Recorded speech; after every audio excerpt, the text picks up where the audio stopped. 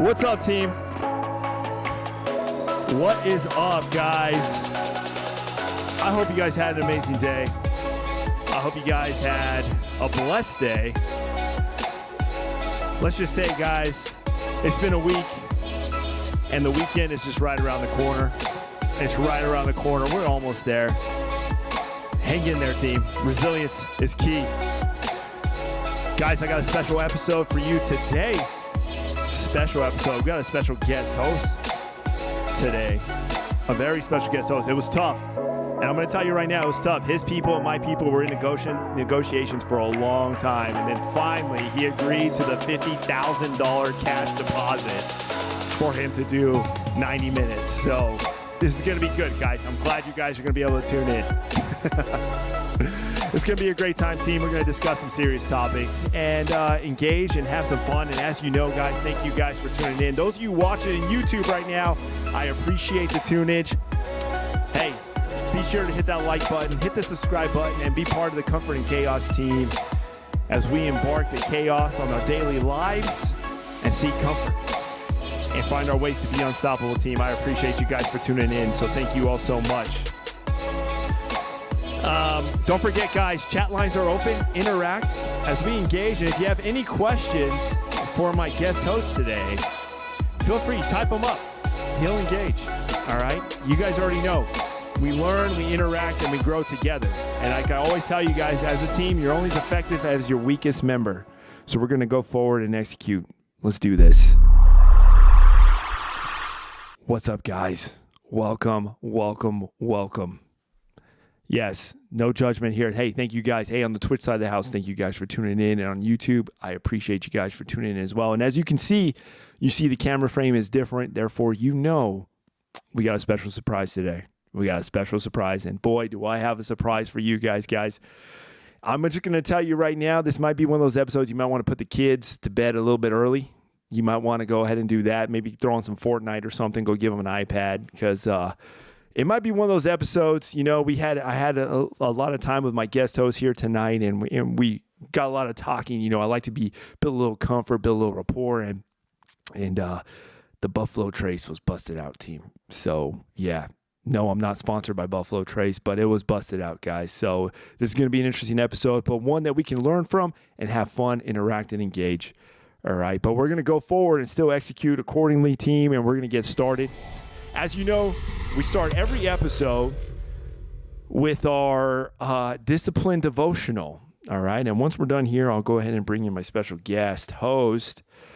But we need to, as you know, the discipline devotional, guys, it's guided words that kind of help us embark in that chaos that we deal with in life, all right? Both on the emotional and physical side of the house, all right? But I picked out a special piece. All right, because today, team, we're going to talk about certain topics in this episode. You know, you're going to hear me open up about certain things and receive guidance and mentorship because it's very important, you know, in life. You know, it's very important for us to have mentors. You know, it's very important to have people ahead of you who have been there and done that, quote unquote. Okay, that's a very, very valuable asset to have in your life. And if you don't have that, I would encourage you to go out and seek that, you know, execute what you got to do, you know, go out and find somebody who you can bring in your circle who can, quote unquote, say, been there, done that, and I got the t-shirt to prove it. So let me go ahead and help you and guide you through that situation. All right. It's very important in my line of work, you know, as a senior leader in the military. Mentorship is everything. You know, it is a support channel, and I would encourage you guys to pursue that same thing. And if those of you who are seniors in what you do, whether it be in the civilian world, whether you're an employee, whether you're a manager, you know, if you're a father, a mother, just remember your mentorship is vital, all right? And it is crucial to those who you are bringing up under you, all right? So keep that in mind, team. Okay, team, we're going to go ahead and kick this off because I want to go ahead and devote as much time as possible. You know, normally I like to do a little recap with you guys. We're going to skip that, and we're going to devote as much time as possible to our special guest host. But I will give you guys a disclosure and a forewarning that, hey, some of the topics we may discuss can kind of deviate into like a very sensitive issue.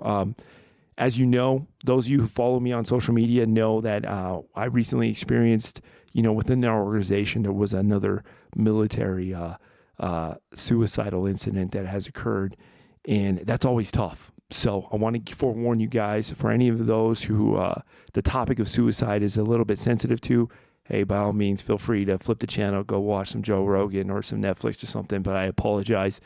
But it's a real issue.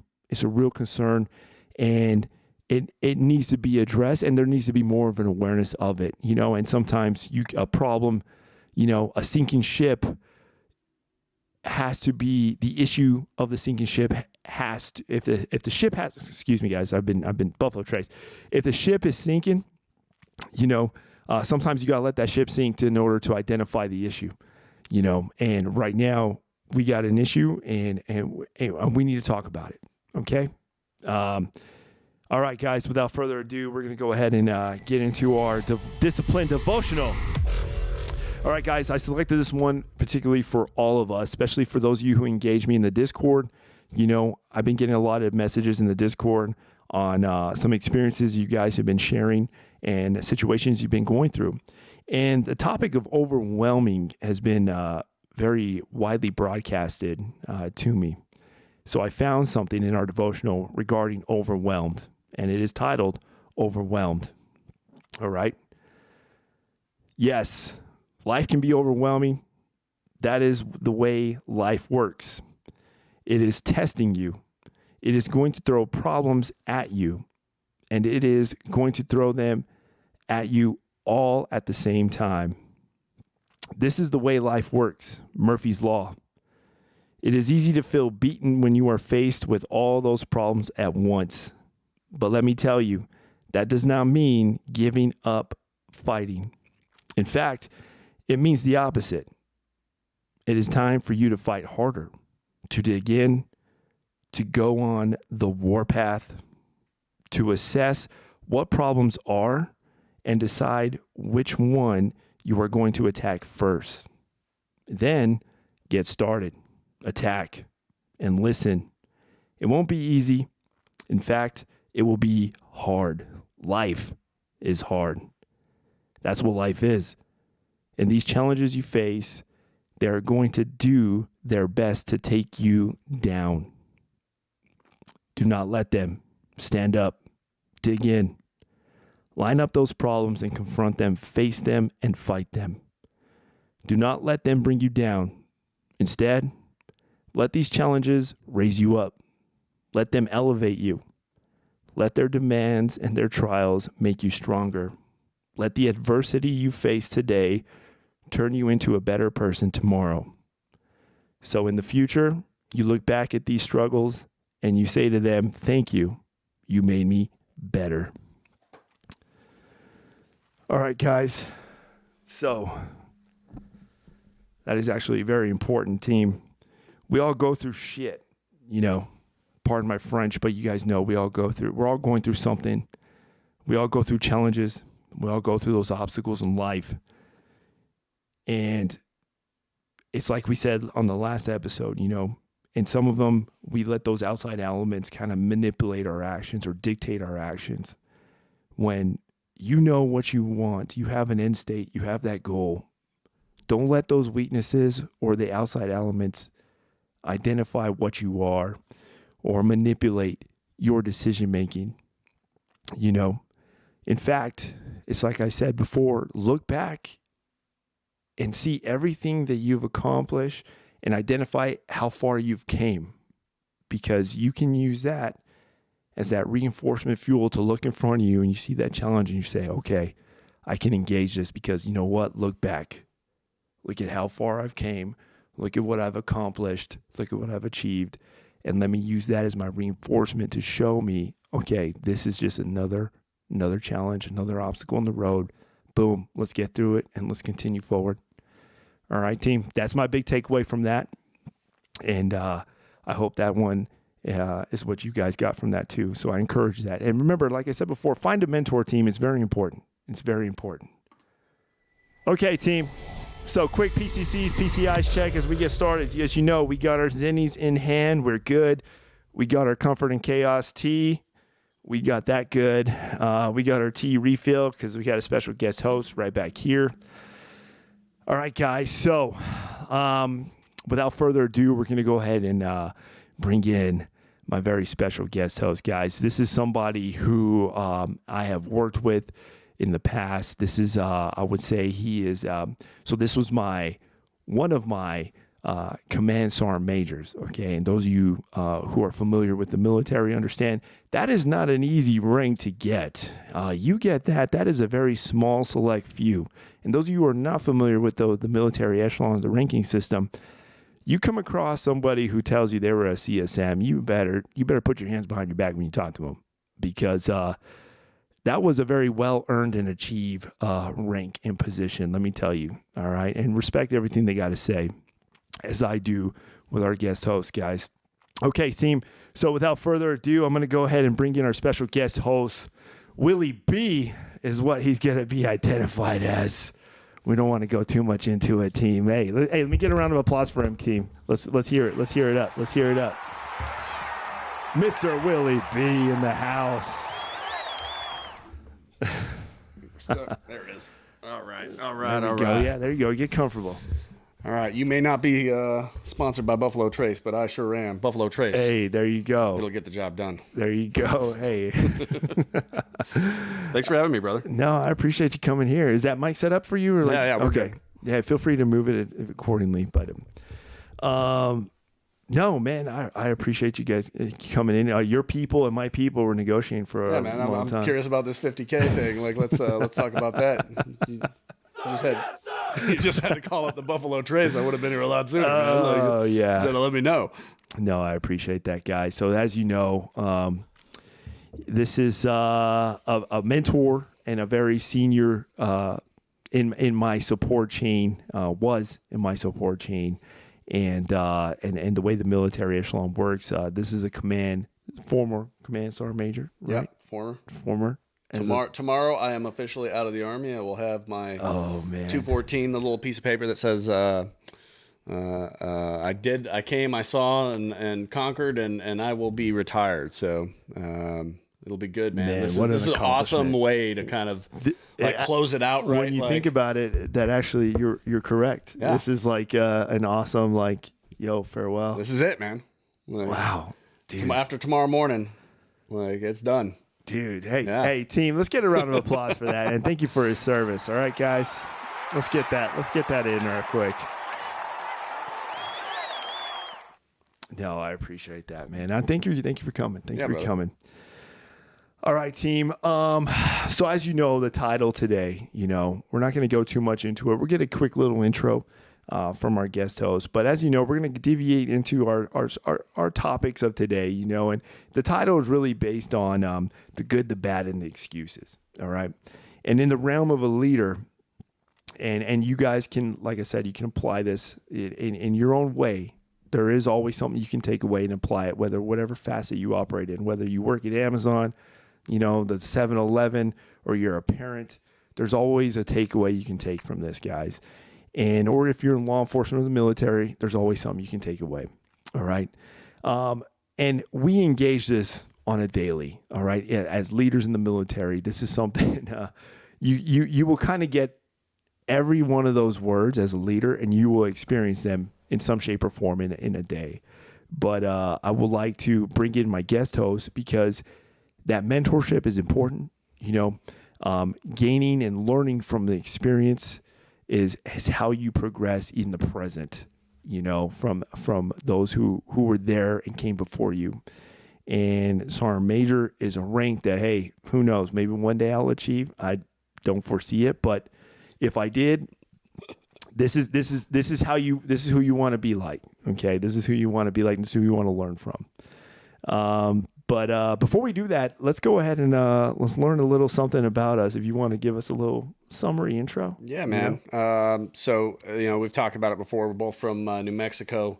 Ooh. The old 505. Orale. Yeah, I'm the whitest New Mexican you'll ever find.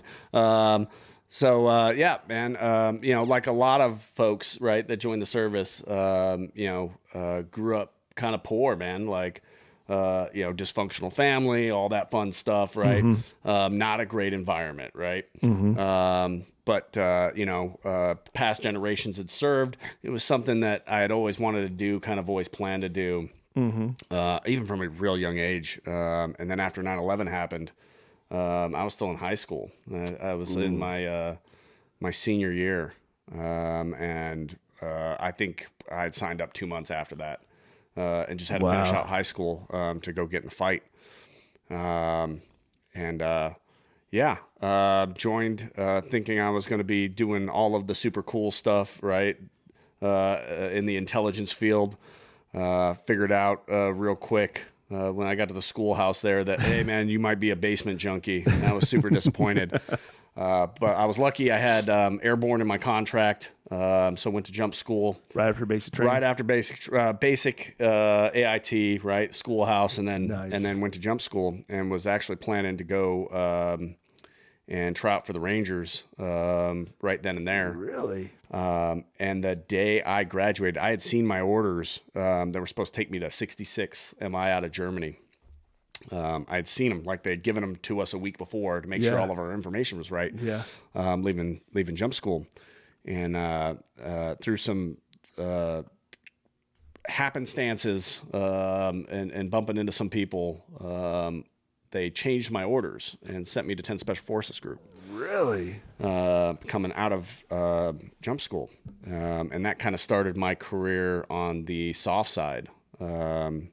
And so I was able to get over there, was immediately pushed into Iraq with 10th Group, and, you know, through some luck and that's crazy. Some work and some mentors, right, was able to stick around there for quite a while, like 7-8 years, and then you know, continued my SOF career throughout pretty much the majority of my career until I made Sergeant Major, and then kind of came out for some family. That's smart. You know, and I hear that much needed. Yeah. You know, something like, I think it's 11 deployments over time. And then, you know, was lucky enough to get selected to be a command sergeant major. I think it's just to get to sergeant major, it's less than 1%. Yeah. Of the force. Did you plan on becoming a command sergeant major? No, I didn't. When I first came in, I planned on doing 20. I was a lifer right off the bat. Like, okay. My plan, it would crack people up. I was like, man, I'm going to retire at 38.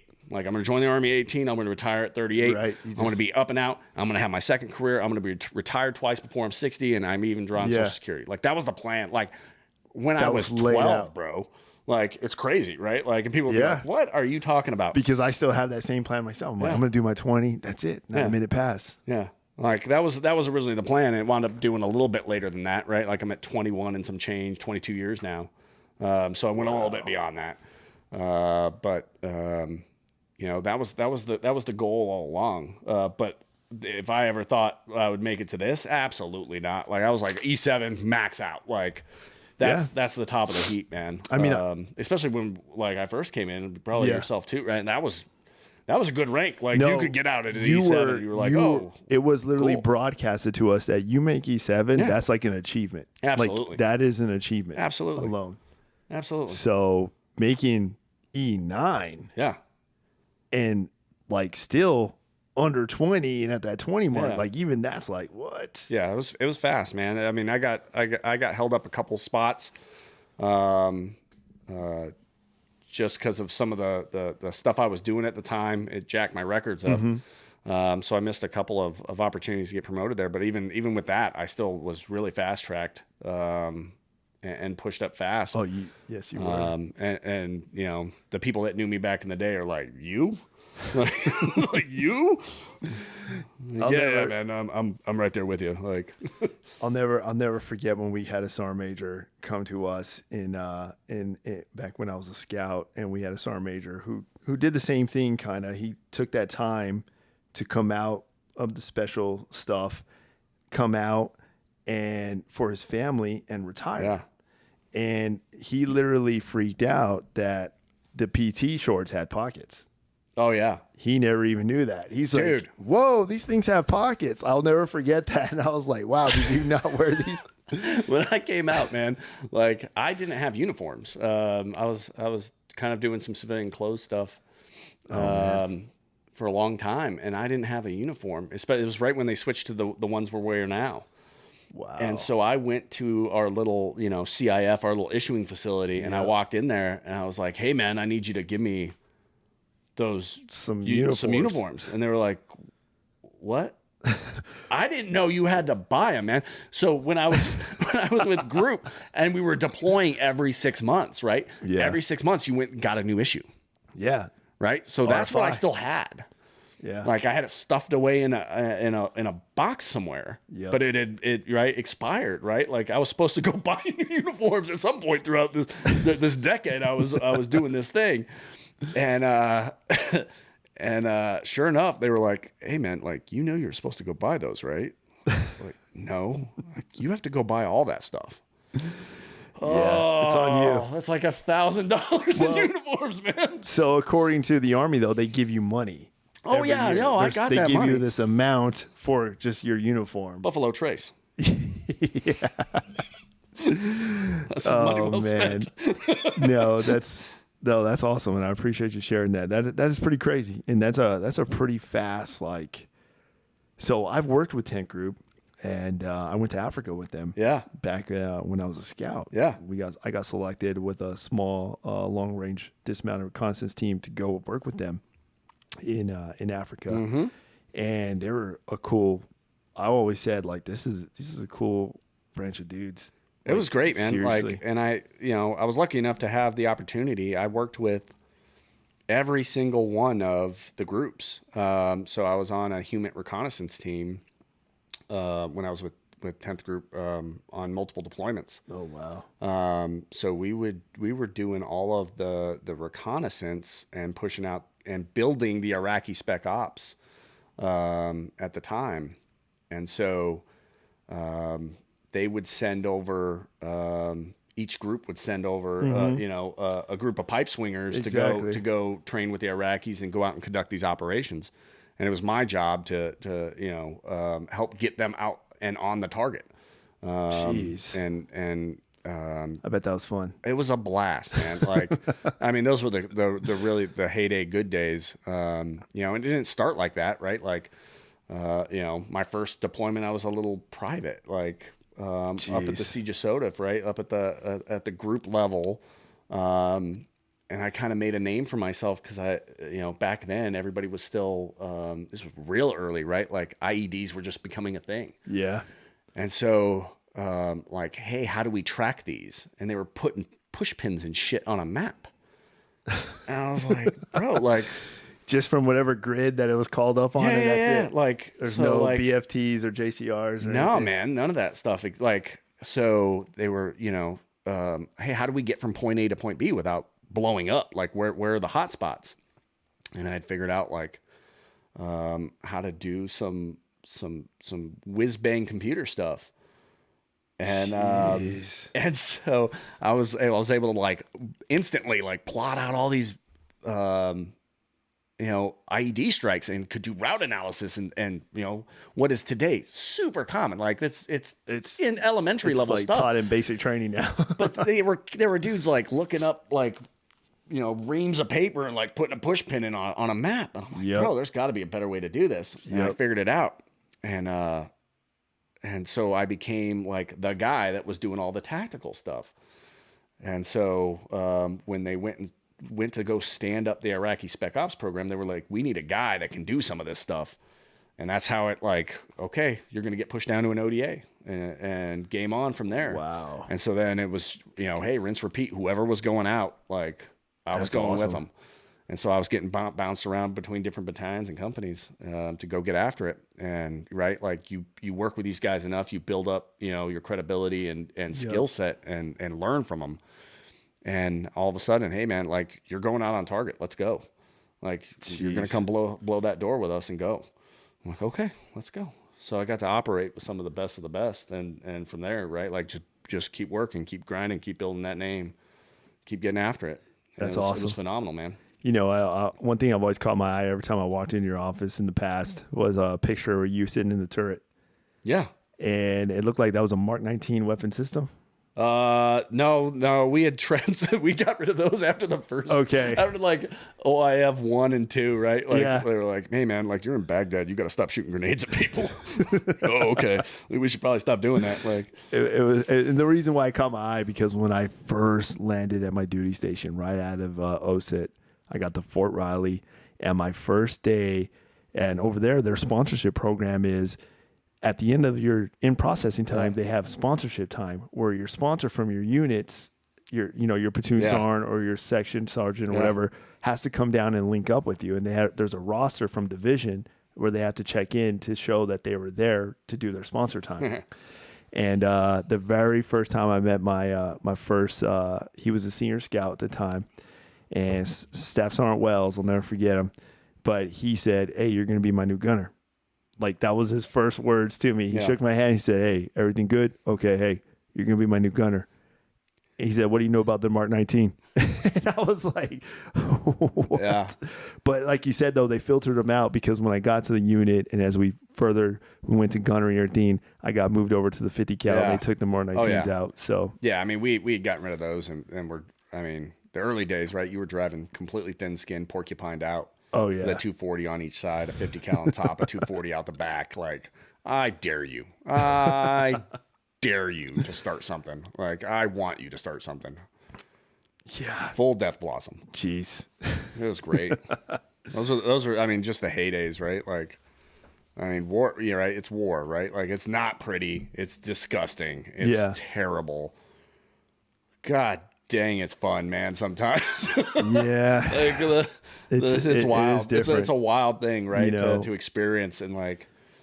And it's crazy because sometimes, even for me, I'll always have that. Like sometimes I'll find myself saying this to other people and they may think they look at me weird, but I'm like, man, sometimes life's just easier in combat. Oh yeah. Oh yeah. I don't know. Maybe I don't know if it's just my personality, but it's just, I don't know. Sometimes I find it just easier. It's simplified, right? Like, I mean, it gets down to like our evolutionary DNA of right, survival, right? Mm-hmm. Like, hey man, like the food is taken care of. Everything. Everything's just taken care of. Everything has a purpose. Your focus is singular, right? Like, go out, do the business, come back with you and your brothers. Like, that's it. That's it. Full stop. Right? Like, that's it. Mm-hmm.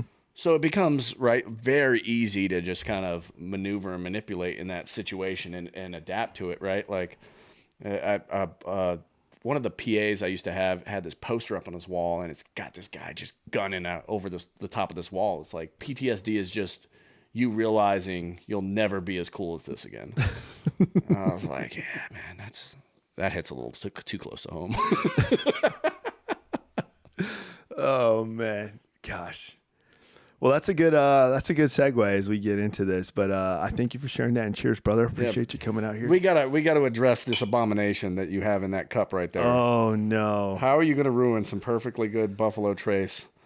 One with ice, guys. Go ahead and mute. And go ahead and mute two your with Diet Coke. What are you doing? It's a mentor splash. you on how to It's drink just a splash, whiskey, guys. brother. It's just a splash. It's just a splash. Okay, it's just a splash. But man, well, I can't say this enough. I thank you for coming out here today. It's great, man. So given everything that you've been through, and then shifting over into that avenue where now you're putting all that behind you. Yeah. And now your focus is of a strategic level, organizational impact, strategic and soldiers. Sure. And now you're dealing with issues, and planning and training, and health and welfare. Yeah. How was that adjustment coming out and then having to shift your focus now? I mean, I think overall it was there were some rough spots for sure, right? And I think it boils down to the culture in between right? The special operations side, and then the regular Army side, because those are vastly different cultures, right? And I grew up almost singularly on one side of that house. So coming out and not having that background and experience was a little rough. But at the end of the day, right, a good leader, a good NCO, right, is going to put the mission and his people before himself, right? You're going to get down there with them and you're going to get after it and take care of your people. If you do those things, right, you're going to be successful. So especially, right, like coming out, and then luckily, right, I chose to go to the Sergeant Major's Academy. Oh, thank you for that. I see that sub. Hey, Jelly, I appreciate that, man. Thank you for that sub on the Switch side. I appreciate that. Bucky, I do see you as well. I appreciate you guys tuning in. And thanks for interrupting my Sergeant Major. Enjoy the show, team. But they, right, like, so I chose to go to that school. So that's an 11-month school. I had the opportunity to go to JSOFC, which is like the Special Ops Sergeant Major Academy, right? I could have stayed and went to that thing. And I was like, no, for family reasons, let me punch out and go the other direction, because I know I can get some stability on the other side. And I wasn't going to get that where I was. And they made that very clear. And you sign up for that when you join, right? Like when you go to that, hey, you're gonna either quit or we're gonna win the global war on terrorism. Which one do you think is gonna happen first? And a good mentor and teacher of mine introduced me to that as I signed up, right, to really kind of stay on that side. Wow. And I was like, wow, okay, like that's right. I will probably quit before that happens. So, okay. And it got to that point where it's like, man, I need to take care of the family. And so when I went out and started to get that exposure, I was lucky that, hey, I went to the Sergeant Major Academy, was kind of re-indoctrinated, if you will. Yeah. And that was during COVID. Oh, geez. Which was terrible. So I didn't even get the full indoctrination El Paso, experience. right? Yeah. Fort Bliss. Yeah. Yeah. We were the COVID class where, they moved us down to Fort Bliss so we could sit in our house, our Army provided home, and everything on Teams. And yeah, it was all digital. Virtual. It was, wow. Yeah. The whole thing was virtual, and they had everybody locked down. Like, you weren't supposed to be going into your neighbor's house. I mean, it was wild, right? Nobody knew what was going on. So it was kind of crazy. It was a crazy year, but it gave me time to start reacclimating. There you go. Okay. All right. And then I got, graduated from that, and they sent me to 525 MI out of Bragg. And okay, that was really my re-indoctrination. Hey, Force Com, regular Army, right down the street from 18th Airborne Corps, 82nd Airborne Division, right? Okay. Like, I better speed up real quick and and figure this out. And I had some good people around me, right? The good mentors to be like, hey, man, like, the attitude shift has got to be a little different. Like, you can't just tell everybody to go pound sand and go do whatever you want. Like, that's not how it works. Right? It's slower. Everything is more methodical. You don't have a team of all stars that completely surround you, right? Which you do on the other side. You've got everybody that is volunteered to be there, specifically selected, and they're just killers at whatever it is they do. They're the best finance guy. They're the best HR human. Yeah. They're the best, right? You got run-of-the-mill folks that are, hey, man, I'm in here for 4 years, and then I'm done. Jeez. Right? In the regular Army. That is great. Like, I appreciate their service, and thank you so much. But that's a different breed, right? And so getting used to that, right? And dialing it back. Okay. Gosh. All right, dial it back, man. Like, we can do it. It's funny too that you mentioned, though, I guess some of us, and a lot of military personnel, they tend to not really think. They think that that E9s don't need mentors.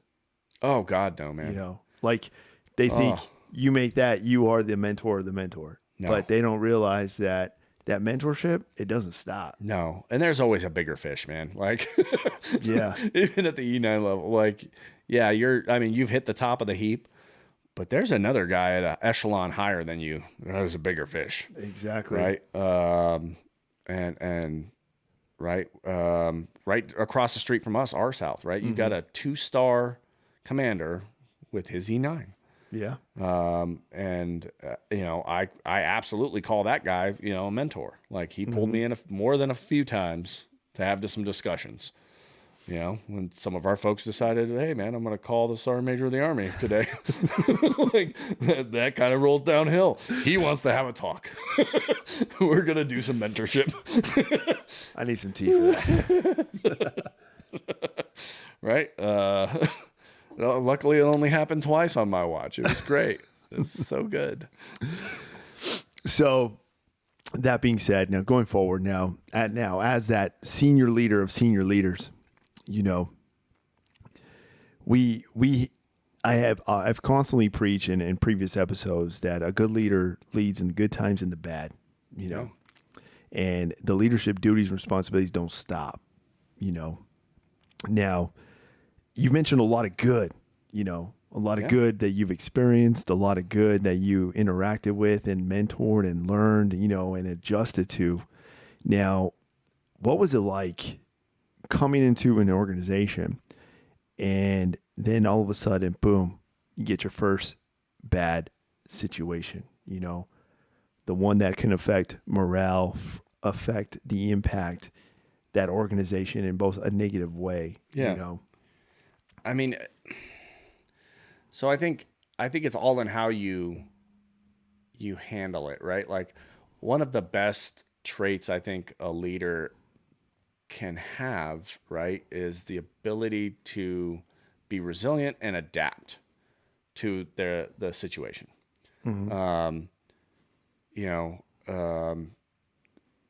The ability to kind of just shift your mindset and be like, hey man, like, is this really that bad? Is it really that terrible? Like, one of the things I love, I've seen some clips on it, Jocko, right? Like, whenever somebody would go tell him like, oh man, this is on fire, we're all gonna die, he'd be like, good. Right? Yeah, like, I love that. I never said good, but right. Like, okay, this is a little, this isn't good. But that's okay. Like, is this really an emergency? Like, and if so, okay, like, let's everybody stop, take a breath, work the problem. Just do that. Yeah. Take a breath. Everybody stop. Yeah. Now start working the problem. Let's fix it. Figure it out. What are we doing? No, it's very true. What are we doing? And so, and right, the good leader will convey that calm, right? Like, everybody chill out, man. Like, it's gonna be okay. Like, yeah, we are in a bad situation. This sucks. Yeah. Like, okay, do your job. Work the problem. Let's figure it out. Like, this isn't the end of the world, right? The old army goes rolling along song, right? Like, what's going to happen tomorrow? You're going to get up and we're going to keep doing the same thing. Like, it'll be okay.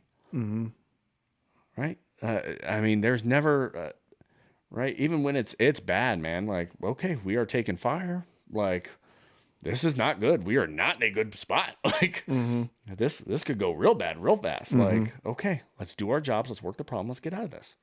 Let's figure it out. Keep moving. Yeah. Keep driving. No, that's absolutely right. And then that is something. Now, I'll ask you this, though.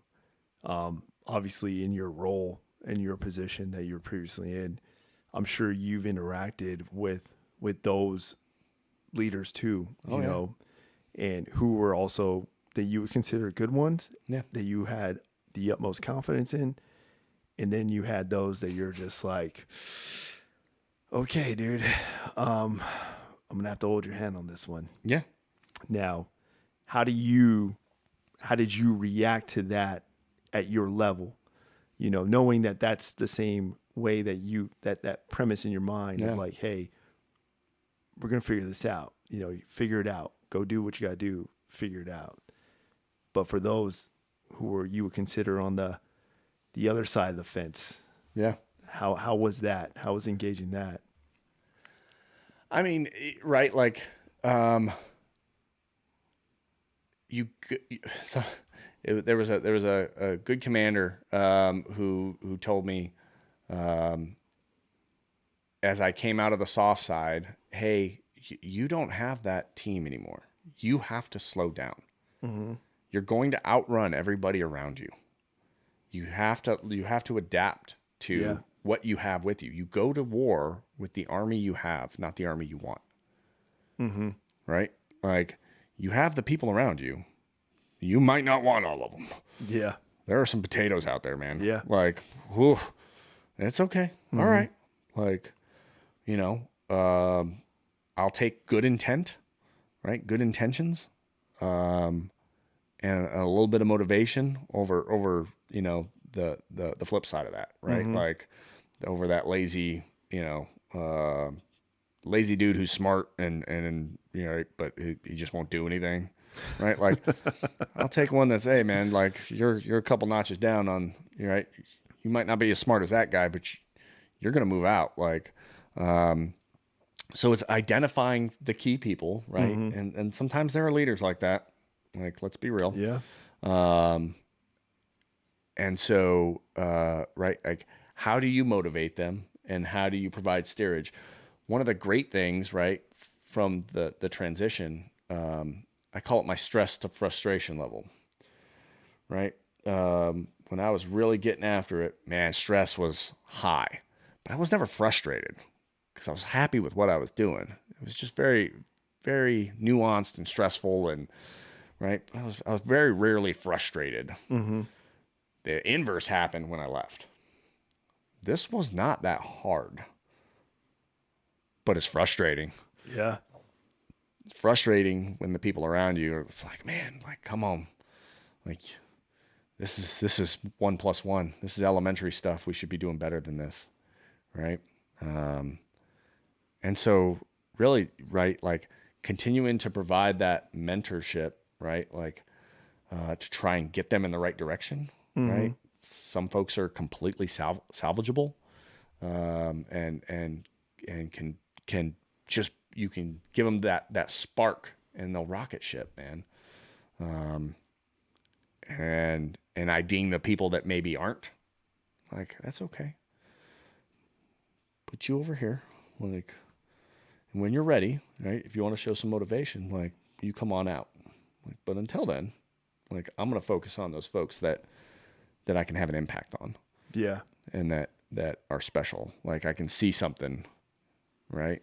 Mm-hmm. And I can invest in and get them from 60 to 80, as opposed to, I can invest a lot of time in that 10%, or maybe get them to a 20. Like, nah. Like, when you're ready to invest in yourself, like, I'm ready to be here. Right? It goes back to, right, we're talking a lot of mentorship pieces here. Yeah. Right? Mentors are something that you have to go out and seek. Right? Mm-hmm. I can't give mentorship to someone who has no interest. Jeez. You can't do that. I mean, you can. I can talk to the wall. Yeah. But it's about the same effect, right? Like, now that kid that's like, hey man, like, how do I get to that next level? How do I become better? How do I improve? Mm-hmm. Oh, okay. Let me try and impart something that maybe worked for me, and then, right, figure out your situation, Mm-hmm. and help you get to that next point, that next level. Mm-hmm. That's great. Like, that's the one, right, that'll rocket ship. Yeah, that's very true. I think, at least from my experience and from me looking from the bottom up, a lot of it goes toward the one word of ownership, you know. Sure. And it is, you are assigned to this role. Yeah. This is your new role that comes with these duties and responsibilities. So I'm entrusting you to take ownership in that role. Yeah. You know, and sometimes you get those who just, they're just not, it's not clicking. Yeah. It's like, dude, you need to own this role. Yeah. You know, this is your call. You know, I can't come down here and make this call all the time. Yeah. You know, and but sometimes though too, you know, and I know sometimes you do, because you just don't know. You know, sometimes you do need to be guided. Sometimes Oh yeah. you're like stumbling there. You're just like, your shot group's just all over the place, and you're just like, hey, I've never done this before. What? Okay, where do I go? You know, let me give me that guidance. You know, and I hate to say I'm one of those where I don't just classify somebody as like a bad leader or it's a bad role or a bad ownership position. It's just more, sometimes they just don't know, but they need to own that and at least fess up and say that, you know. Now, have you ever engaged any situation like that where you had you just had a subordinate that just wasn't getting it, you know? Oh yeah. That just wasn't getting it. Oh yeah. I mean, everybody has, right? Like, Yeah. absolutely. And I mean, we've seen seniors like that, Yeah. right? Like, there just are, right? They've been promoted beyond their abilities, and unfortunately, right? Like, hey man, that's where you plateaued, and you probably should have plateaued before that. Had somebody like held some accountability and done the right paperwork. You know, it goes back to, for me, it really goes back to, okay, like, where can I put that person, right? To be the most successful, right? And it might not be in a role where, right, is commensurate with their grade, right? It might be down a couple. And see, hey, like, is this recoverable? One. And if not, okay. Hey man, like, your evals are going to reflect like you've plateaued. Yeah. Right? Now, how do we get, if we're counseling and mentoring correctly, right? Here are the opportunities for you to get beyond that, but it's up to you. Right? And I'll help you if you want to work on it. But if you're happy where you're at, or we just can't get past it, that's okay. Like, right? People get frustrated and disgruntled and then get, you know, short or disrespectful to those folks, right? Why? Like, unless they're like doing it intentionally, right? Like, that's a whole different story, right? But why? Like, what are you going to achieve by that other than making that human feel like shit? Like, why do that? Yeah. What do you What get from what are that? you accomplishing? Like nothing. yeah. You making yourself feel better? Okay, good luck, guy. Like, no, man. Like, let's treat them with dignity and some respect, right? They raised their hand and said, "Hey, man, I'll give my life for the country the same as you." Yeah. Like, okay. Like, they at least deserve that, right? Like, they just might not be able to perform. Okay, let's find them something that they might be okay at, right? And if they're interfering with the mission, right, or accomplishing the overall goal or task, let's get them out of there and replace them with somebody who can help out, and see if we can mix it up a little bit, right? It's talent management. Yeah. That you said it right there. Talent management. Moving the puzzle pieces around, right? And that's the great part of, right, the senior side of this army, right? You're missing puzzle pieces. You're missing entire pieces of this puzzle, and it's all one color. The puzzle is all one color. It's a gigantic pain in the ass to put together, and it's not possible. Yes. But you're going to do it anyway. Yep. You're going to figure it out, right? Like, You're gonna figure it out. You're going to figure it out, right? That's just how it works. Like, Yeah. how do you do it? That, yeah. And I think, and you know, a big issue I think nowadays, you know, is that word talent management. You know, lately, and this is just, this is, to me, it's just more of a, you know, a big organizational thing, you know, where we've come into the realm where, hey, time and service, time and grade is now more superior than talent management. that trumps telemanagement. You know, and just from my experience, I'm just speaking from my experience. Sure. And you get that, okay, hey, time and service, time and grade is now more superior than the telemanagement factor. But it's, if you look at what the Army is actually doing right now, right, it's actually the opposite, because that's what it has been, what it was when we grew up, right? But now, right, you are measured against your peers from the second you enter into that grade, regardless of if you can get promoted or not. You know where you stand. You know where you stand against everybody else to get to the next rung of the ladder. You know. Like, and they're not measuring anymore based off of, right? That becomes a factor only in ties at a central selection board, right? Once you just keep tying when they eval you, right? Then it comes into, okay, these two humans are equal enough, right? Like, who gets the one above? Okay, let's give it to the guy that's been around a little bit longer, right? That's the only time that's even a thing anymore.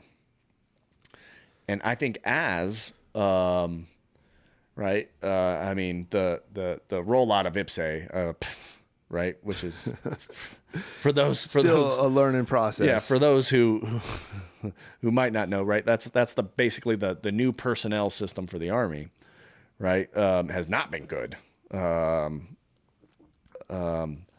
but it has been steadily improving, and I think over time, as the Army has started to learn, like, oh man, we got to do better at understanding what the key attributes and skills of individuals are in order to place them in the correct spot. Are they there yet? Not even close. But are they heading that direction? Absolutely.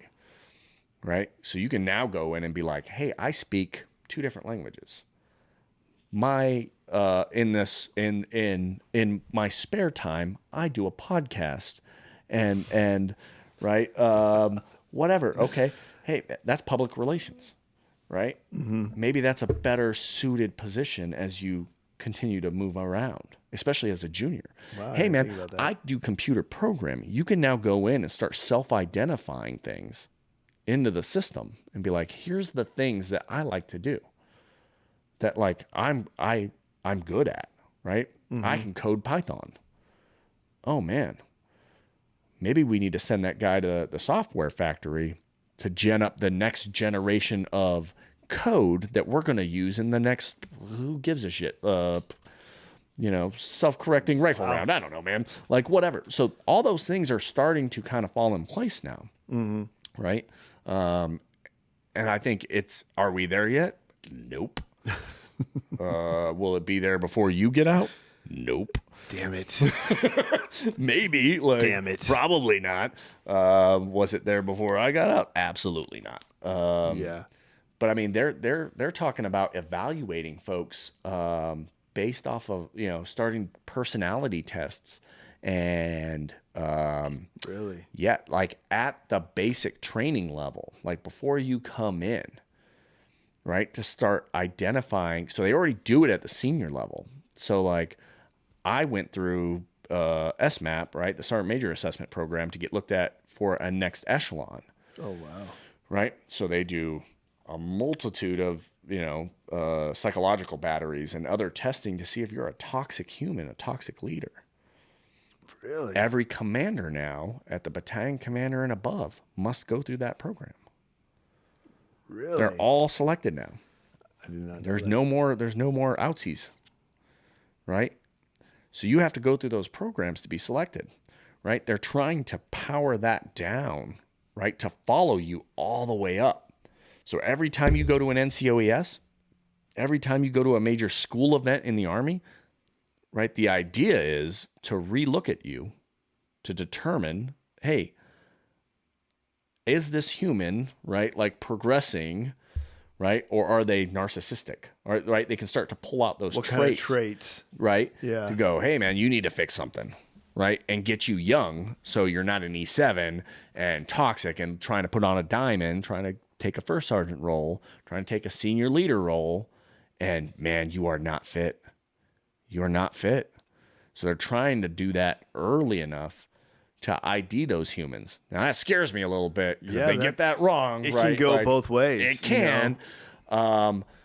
And I'm curious to see what the data is out of, because there's still folks getting relieved, even though they've been through those programs. Right. Wow. So I'm curious to see what the data says about like, hey, how successful are those programs? But I mean, in theory, if they're doing it correct, you can ID some of those humans early and get them out of those leadership roles, right? And we can have better folks that are better suited, right? Maybe you're technically really good. That's great, man. Maybe you shouldn't be a leader. Maybe you should stay at this position, right? And continue to drive the technical side and accomplish things that other people can't accomplish, right? Or maybe you're a really good people person. Mm-hmm. And that's your niche, right? Like we need to steer you that way. Wow. And then you start talking AI. I mean, how big is the Army? How big is the Army? It's pretty big, but it's pretty small. 500,000. Yeah. Name another corporation with 500,000 people. Jeez. When you start thinking about it, right? Like, yeah, you have to really when you start scaling it, like, man, that's a hard, talent management's a hard problem, right? 500,000 people. I've never thought of it that way. Oh, Yeah, I've never thought of it that way. oh God. You get up towards the top and they're like, oh yeah, we got to figure out like what to do with all these people, man. Like, that's a crazy problem to try and solve, dude. No, you're absolutely right. And this is why a lot of people tend to always flood their branch managers with emails and all this stuff. And it's like, dude, you got to also understand, like, they are handling your MOS, but everybody in that MOS, how many people? you know, and that's how many throughout the force, you know, Locations, so units, vacancies, right? Like you start getting down to that, right? Like, oh no, hey, man, you're down E7 and below. You're a number, brother. Like you can call them and be like, hey man, you got something up in I want to get back to Colorado. You got something for me? Like maybe they do, maybe they don't. Yeah, You're exactly. a number, man. You know, I'll tell you, it's been a learning experience for me, just in the past couple of weeks, preparing for this next role, in just learning just the sensitivity that goes behind manning. Yeah. And the decision making. Yeah. You know, and creating billets. Yeah. And justifying billets and movement of personnel. And that is something that was never really, you know, from E6 and below, you don't know that. You don't see it. You don't see it. You don't know it. You know, you don't know about these meetings that are going on. You know, you don't know about the meetings that you were going to and everyone else, you know, and it's like, wow, man, now it's slowly, pieces of the puzzle are slowly coming together, you know? So that has been a learning experience for me that I can openly admit. That's one of those things, right? You talk about the good, the bad, right? Like shining light on those type of things, right? And that was one thing I always tried to do, was to get people, right, an understanding, right? If you understand, That is right, like very true. that thing that you think is like, man, this is terrible, this sucks, this is miserable, this is stupid. Why are they doing it this way? Sometimes it's just stupid, but sometimes, right, you have such a myopic view of the thing, right? And You do. And when you can get, oh, they're dealing with that. Yeah. Like, oh, that's why we do it that way. Okay. Is there a better way? That's a hard problem to solve. Yeah. Okay, maybe there is a better way and I can figure it out, but maybe there's not, man. Yeah. Like, how do you deal with that? I've learned to relate it to, I always go back to like the combat arms world, where the picture of the battlefield, you only see your target in your sector. Yeah. You only see your mission set, your op order for your organization, your squad, your element, and that's it. But then when you zoom out, you enhance, you see the battlefield, and you're like, whoa, now, okay, this starts to make sense why we're here. Yeah. You know, you see the battlefield. So in that sense, you see the full force spectrum, and you're like, oh, wow, this is just a small piece of that. Yeah. that is still vital and important to the overall full spectrum. Yeah, and that was I didn't really do a lot of manning until I was a CSM. And I was like, oh, You're like, oh, I'm gonna pay attention to this. oh no, I got to figure this out fast, right? The joke was at 525, man, I'd have a E4 follow me around like the caddy in Happy Gilmore. Be like, hey man, no, don't do that shit. Like, okay, you can do that. Like, hey man, I need a minder. Yeah, no, that's a good point, and that's something that we tended to neglect on. Look at this. I'm not putting no Coke in here, guys. I'm not putting no Coke. But no, that's very important. Oh, right on time. Thank you for that, Hector. I appreciate you guys tuning in. Hey, those of you guys who are watching on Twitch and YouTube, man, one I always like to tell, like I always tell you guys, and if you're new, you hear me say this all the time, there's power in presence. So I appreciate you guys being present this evening, whether you're watching from the stands or you're involved in the chat box. And then at the end here, we're going to go ahead and engage the chat line. So feel free to type any comments, any input you guys have, any experiences you guys have. And remember, it doesn't always have to correlate with the military. Any experiences you guys have with anything that we're discussing in your own personal lives, feel free to share it. If you got any questions for the CSM here, hey, there's not very many times you have the opportunity to ask a CSM anything. Feel free to type it in the chat. He doesn't know who you are or what that gamer tag is or what that tagline is, so don't even worry about that. And it doesn't matter.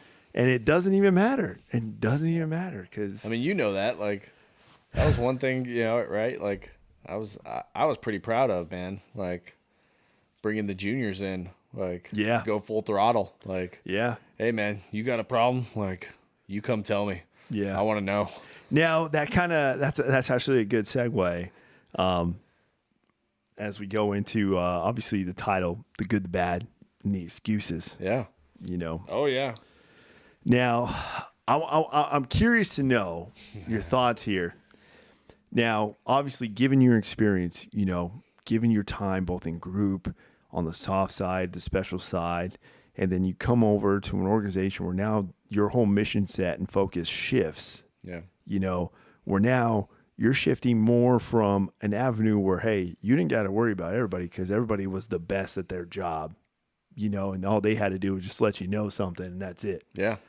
And now you're in a way where you got to engage an issue. An issue is brought up, you got to engage it. And when you engage it, there's going to be two sides of the story. There's going to be she said, he said this, she said, he said this. Yeah.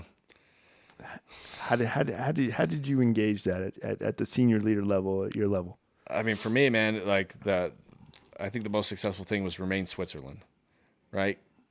Neutral, gather facts. Okay. Like, we had a lot of folks, right? Again, it goes back to experience and what is their viewpoint, right? Hey, why are we doing it? Like, this is stupid. They're stupid. I hate this. Okay. Like, yeah, it sounds terrible. Let me go check that out, man. Like, and you go talk to, a leader or somebody else. Yeah. No, man, that's not true. Like, that's crap. This is what's actually going on. This is what I see. Well, did you tell them that? Oh. Yeah. Like, have you communicated that? Why you're doing it the way you're doing it? Yeah. Do they understand their purpose, their motivation, their direction? Are you providing the leadership to them? Uh-oh. Or sometimes it was really that stupid. And like, hey, are we really doing this? I'll fix it. Okay. Like, okay, cool, man. Like, great. Love that. Let's learn from that. Let's fix it, right? I think there's also a gigantic generational shift. Yeah, and I true. really had to, I think we as senior leaders really got to recognize that, right? Yeah. It's different. It is. They're different. It is different. And they're smarter. They are smart. They're way smarter. Way informed, way smarter. But they suck at problem solving. Yep. Right? I agree. And I catch me doing it to my son too. Right? Like, it's a different generation. Right? Where, like, hey man, he is wicked smart. Like, at 10 years old. Absolutely just leaps and bounds beyond where I was at. Yeah. But it's different in that, right? Like, we were told to go outside Yeah. and go away. Yeah. Go away. Go Like, play. Go Gen X, right? Like, hey man, like, okay. Go drink from the water hose if you're thirsty. Whatever, dude. Like, go play. You just survived and figured stuff out, right? They haven't had those same experiences, right? So the level of resilience, and that's something I was, I've been thinking of recently, actually. Like, hey man, how do I instill that into a human? Mm-hmm. That's hard. That's a hard problem to solve, and I'm still wrestling with it, to be honest with you. Right? Other than give them the experiences and force them to solve the hard problems, but it's different now, right? Generationally, it's different, right? The generations that have are coming into the force today, right? Have grown up with an iPad. They've grown up with information at their fingertips, right? They haven't been asked to solve some of the same problems that we did, right? That forced us to think differently. And so, understanding and explaining the why is extremely important, I think, in today, right? Yeah. And that's something that I've had to adjust myself. Yeah.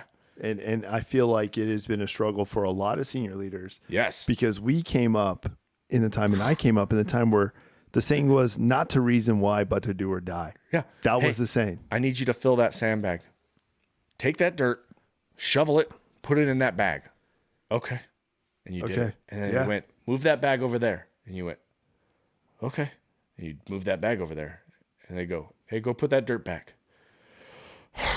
Okay. Like, and that was it, man. Like, you fucking moved the dirt back. Like, and you didn't dare ask, what the hell are we doing? Because you learned if you ask why. Oh, they just beat the crap out. You just learned. Yeah, don't ask why. Down. Just do it. Yeah, you were getting a beat down. And right today, right, like, we don't beat them down. Like, you don't beat people down. That's not okay. It wasn't okay then. It's not okay. Yeah. Not okay now, but that's how it went. Right?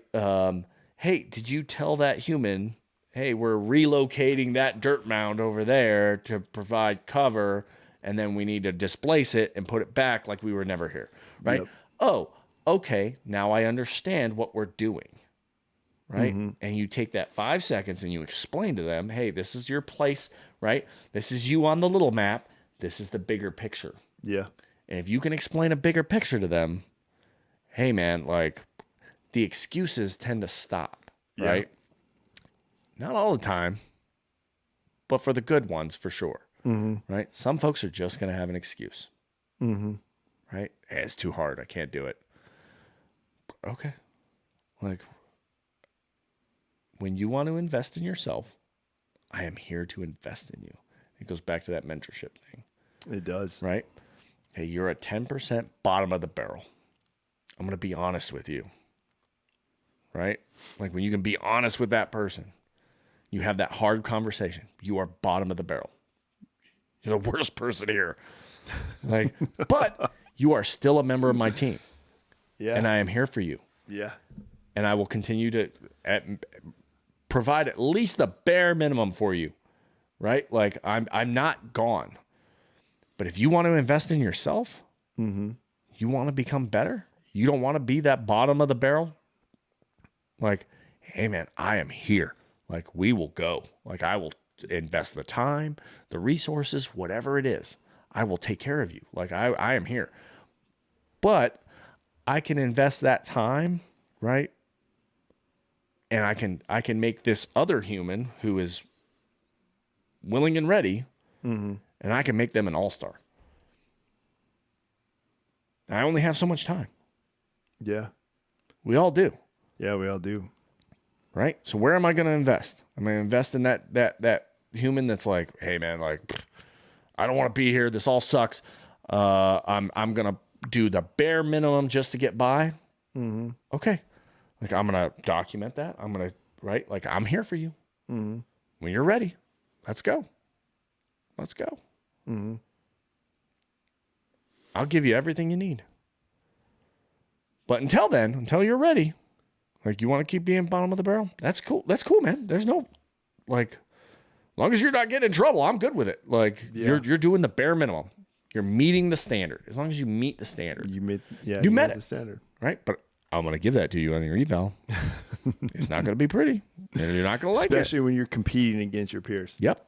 But that's okay. You don't care? Okay. That's great, man. Like, cool. Keep doing what you're doing. Yeah.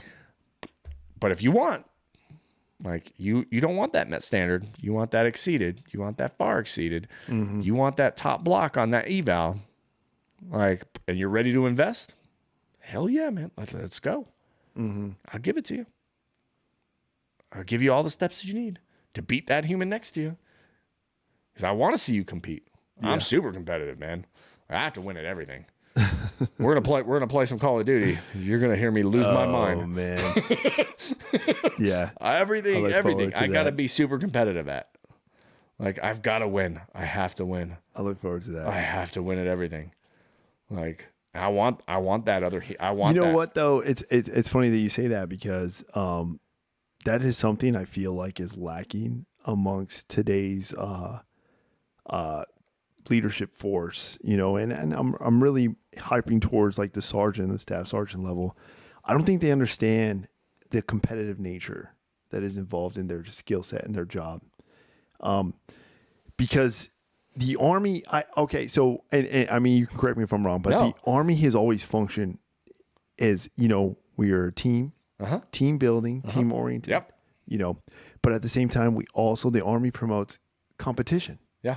You know, that's why we have promotion boards. We have competition boards. You know, you are competing against, you know, you promote the competition, you know, and in that realm, it's the same when it comes to promotions. When you get up to that level, you're competing against your peers. 1000%. You know, and I feel like right now you got a lot of these junior leaders who just lack that understanding where I myself had to pull some in and give little hip pocket LPD training on like, hey, here is the Army expectation of your evals. This is what your eval should look like. Yeah. This is the expectations from the Army. Yeah. Now you can give me all this MOS specific stuff in your MOS, but here's the Army expectation. So you can do all this stuff in that MOS field, but the Army's going to recognize this. Sure. Now, I mean, correct me if I'm wrong, but let me know, because I'm still learning myself, but this is what I've always understood. And this is what I've always engaged myself on in my career path is, hey, I'm going to make sure I'm going to do my job in the field, but I'm also going to make sure I'm checking these marks as well, because I know I'm going to be competing against peers, you know? Sure. I mean, for me, I never chased eval bullets. Like, well, don't get me wrong. I'm not chasing eval bullets. Yeah. I know it, but I know what you mean. I just want to make sure that, hey, my expectations of me in this duty position, I want to make sure I'm fulfilling that. Yeah. Because that's what I'm going to be held accountable against. But that goes, right, like, who should be doing that with, and you're doing the right thing by pulling those juniors in and being like, hey, like, these are my expectations. Like, this is what I'm looking for, right? Mm-hmm. The same should be happening with you, right? Like, somebody should be pulling you in and being like, hey, like, these are the expectations. I agree. Right? Like, and so when you say, hey, I always waited for my sergeant major to do that. Oh. I'll tell Lou White to what's up. Hey.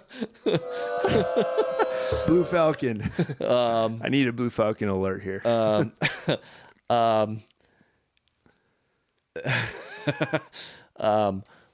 But I would go back to, right, like if you're not seeing that competitive fire at that E5, E6 level, right? Yeah. Okay. Is it that the E5s, E6 don't have it? Or is it that E6, E7 hasn't given it to them? Mm-hmm. Right? Like, hey man, like you're up against each other, right? Like, and I'm right. Like, yeah, we're a team, but I want to see who the best is. Yeah. All right. Like, we're going out today. We're going to get our rucks on. We're going to start walking. Yeah. I'm going to see who the best is. From the start of the day. I'm going to test you on X, Y, Z. Right. I want to see the best is. And then, right, it pays to be a winner. One of my favorite things, hey man, it pays to be a winner. Like, right? Like winners get rewards. Winners get a cookie, right? Like you got to incentivize winning, right? And show them like, hey man, like this isn't just to run 10 miles, to run 10 miles, right? Oh, you're the fastest, you're the strongest, you're the most capable. Okay. Like you're going to get to go to the school. You're going to get to go to do the thing. You're going to get, hey man, oh, you got a max PT score? Like, hey man, like I'm going to put you in charge of running some of the other PT stuff, but you're also going to get some extra time. To obviously whatever you're doing is working. You should get extra time to keep yourself in the physical condition that you are. Maybe you don't have to show up to formation every day. Maybe you don't have to, right? Like, why, right? You incentivize the things that you want to see, right? And then you can also point to, right? Like, you see Gallegos over there. Gallegos doesn't show up in the morning because he's killing it. You want that cookie? Go beat him. Go beat his ass and win. Right? That was the whole idea originally behind I wanted that belt. Made that WWF belt for the battalion. Yeah. Right? Like, hey man, it pays to be a winner. It does. Like, it does. Come get your belt. Come challenge. It gives you something to earn. Go earn it. Strive for. Right? And every time somebody won it, I was like, okay, I'm going to win it back. Yeah. I never took it back. I would always win it back. Like, oh, we're going to do something. Yeah. And I'm going to win that belt back. Like, I want that thing back. It pays to be a winner. Right? Like, and trying to instill that into some folks. No, you're absolutely right. And when you mentioned earlier a generational thing, I feel like that is something that is lacking with the generational understanding of at least the understanding of the way the military functions and their full role and responsibility in the military. So I would say, right, like, is it lacking or is it just it's not different? Or like, we got to switch the mindset. Yeah. There's a recruiting crisis right now, man. There is. Right? There is like a huge recruiting crisis. Right? And some of it is tied to, right? It's tied to a bunch of different things, right? But how do we incentivize these folks, right, to sign back up on that dotted line? When you're telling them, hey, your culture, the way that you understand things, the way that you were raised, the way that you function is wrong. You know, right? The world is changing. How do we fix that? How do we make that better? Right? How do we figure out what incentivizes those folks to want to do the thing? Right? Because what incentivized us to do it is not the same. Yeah, you're right. Right? So how do we shift our mindset to go, what do you want? What makes you tick? And figure that out and be like, okay, like, is that in the realm of feasible? Like, can we make that thing happen? Like, or is it just absolute batshit, right? Like, if it's crazy, like, okay, hey man, I want $8 million and all the time off, and I just want to eat cookies. Like, hey bro, like, cool, like, go do something else, man. Like, yeah, right? That's not what we're looking for. Appreciate you. And there's a bunch of different things, right? Like, hey man, like, the world has shifted on pot. Yeah. Like, right? Like, we still disqualify everybody. Mm-hmm. Like, Yeah, but the rest of the country has gone a whole different route. yep. Like it's right. Like it used to be, right. The two dudes, you know, behind the dumpster smoking a joint, right. And now it's the two dudes sitting out in front of the restaurant smoking a joint, and the two dudes smoking a cigarette behind the dumpster. And it's like, whoa, like that's a massive cultural shift. We have not kept up. No, we have not. Right. Like, right, wrong, and different. Like we have not kept up. No, and we so have not. like, what are we doing? So the perception game is definitely a huge play. Yeah. And I've mentioned this in previous episodes. I've had viewers interact with me. And I have brought up the point that, okay, obviously economically we're not the best right now. Sure. And I've said in all my time in the military, all my time in the Army, this is the past year and a half has been the only time I've seen food drives for soldiers. Yeah. I've never seen that in all my career. So We were the ones handing out food to people. We should have been a long time ago, I would argue.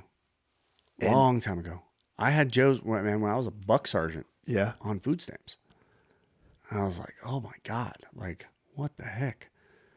Like, but I'll tell you, like, you know, when you look at, when you look at all the benefits and all the crazy, you know, opportunities that there are in the Army, it's pretty damn amazing. No, it Like, is. and we do a terrible job of selling it. Like We do. we really do. It is. But people only pay attention to like what's front and center. Oh, You yeah. know, in that formation, what is ever front and center. For sure. And when the perception of food drives, Oh, yeah. groceries being handed out to soldiers Yeah. just so they can feed their families, it's like, dude, what picture are you painting now? Yeah. You know, joining the Army, it's not going to make you a millionaire. It's not designed to make you a millionaire. But you know what? It's designed to make you comfortable and secure. I disagree. Oh, I mean, hey, by all means, articulate. I'm here to learn. I disagree, man.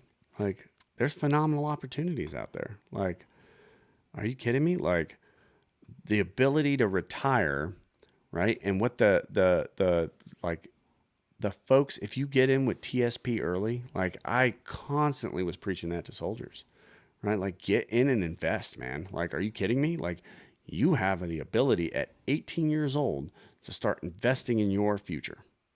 Like, your college is paid for. Your kid's college is paid for. If you do it right. My son don't have to pay for college. Like, it's done. You know? Right? Like, if you invest smartly, you do the right things with your money, right? Like, oh my Lord.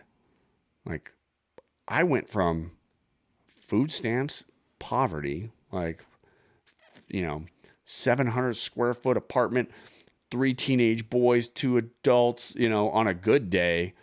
You know, I've got a $500,000 house. I got a college education. I got my kids' college paid for. I've got, right, like, oh my God, like, I did it. Right? The opportunity is there. It's whether or not you're going to take it. Right? And it goes back to, right, again, that mentorship. Like, Yeah, that was very light. hey, man. I know I didn't have that. I didn't either for the longest time, I'm man. still learning myself. As When bad I as that sounds. When I was, right, all the way up to staff sergeant, when I was at group, man, looking at E7, like, I was deploying every 6 months. I would pack all my stuff up. I'd put it in a storage unit. I would deploy, come home, spend every dime I had, max out every credit card I had, like a moron, because I didn't have the right people around me telling me, hey, man, that's not a good idea. Long term, that's a really terrible idea. Yeah. Right? I would be broke eating, you know, friggin' maybe some ramen noodles by the end of it. Because I knew in 6 months I was back out the door. Pack it all up, put in a storage unit, pack my little apartment into a storage unit, go make all the BAH, all the money, right? Like, focus singularly on that one thing, right? Yep. Come back and be like, I'm fucking rich. Woo! and spend every dime I had. Like, I didn't start getting smart about it. And it was, again, Army opportunity. They gave me that financial peace university that the chaplain at the unit always teaches. That changed my life. It changed my wife's life. We took that thing, was like, whoa. Changed the way we function. Well, then I'm excited because I got that tomorrow. Bro, like, I got that tomorrow. start living off them envelopes, Steve Ramsey style, baby. I got that tomorrow, so hopefully I'm going to learn some stuff. It's good stuff, man. But yeah, no, you're right. You're right. You know, and there are a lot of good opportunities and a lot of good benefits that people that are not broadcasted. They're definitely not. They're broadcast, man. People don't take them, right? We're lazy creatures by nature, man. Like, That's true. Hey, man, like, you get the same training. Like, hey, there's a financial advisor available to you. Yeah, You just got to walk down the street. They're right there. that's true. They're right there. You just got to walk down there. And people go, oh, okay. Like, yeah, maybe I'll go down there. They're not going down there, man. Yeah, Hey, there's a human that'll help you with whatever it is, whatever thing that is you want to do. Hey, man, I want to learn how to weld. I want to learn to whatever. There's credentialing assistants. There's tuition assistants. There's education counselors. That is There's- something too. I They're just all learned. over. They're at every post. They're at every installation. Credentialing assistance. There's a human there to help you get whatever it is you want. Whatever it is that you want, you can do it. Mm-hmm. And we need more folks, more NCOs, more leaders like, hey, man, what is it, right? Sitting down and having those hard and honest conversations. What is it you want to do? Mm-hmm. What do you want to do long term? What's your goal? What's your 5-year plan? What's your 10-year plan, man? What do you want to do? Mm-hmm. Okay, let's set out the milestones. You need to go talk to these people. Damn.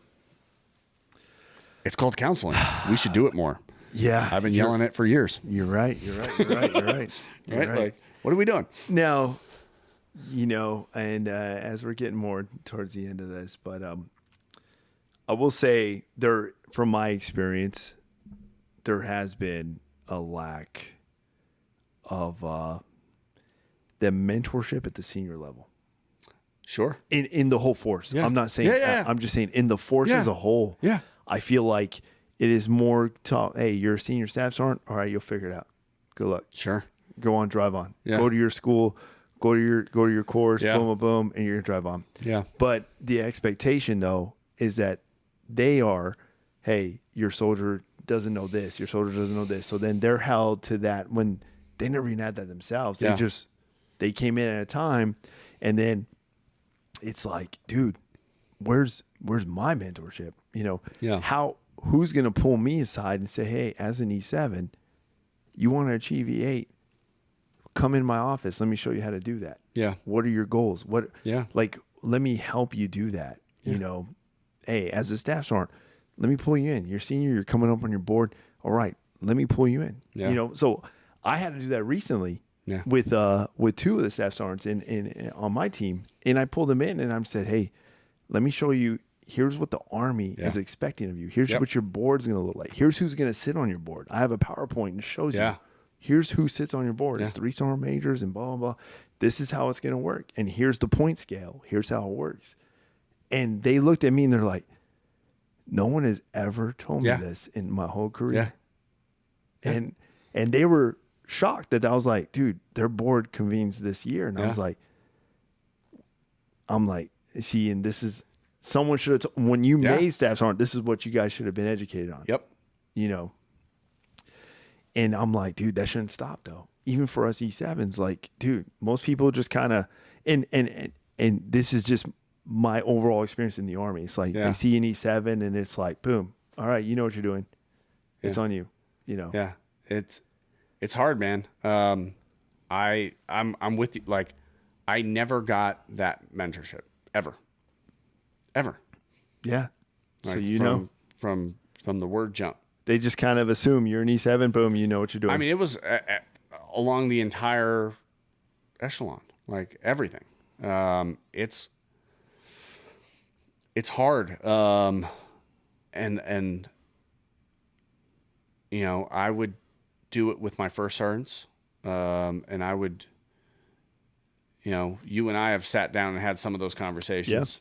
Yeah. But probably not enough, right? Like, and it's hard. It's a hard thing to tackle, like, period. And you just got to have some of those conversations.